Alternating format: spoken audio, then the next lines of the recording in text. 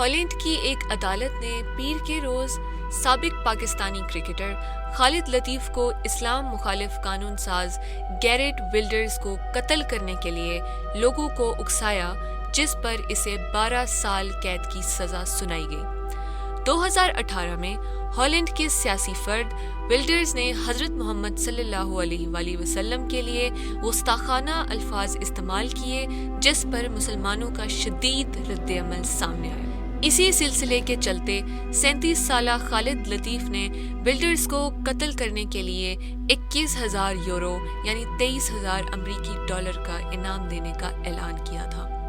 جس پر ہالینڈ کی عدالت نے خالد لطیف پر مقدمہ عائد کر دیا۔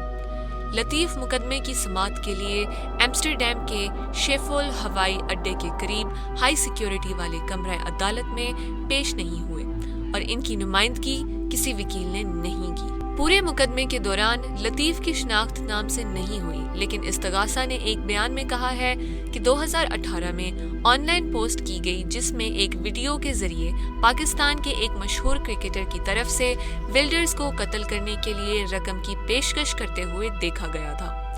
ولڈرز نے خود ملزم کی شناخت لطیف کے نام سے کی۔ ایک بیان میں کہا گیا ہے کہ عدالت نے اب فیصلہ دیا ہے کہ اس قسم کے جرائم کے لیے طویل مدتی غیر مشروط قید ہی واحد مناسب سزا ہے۔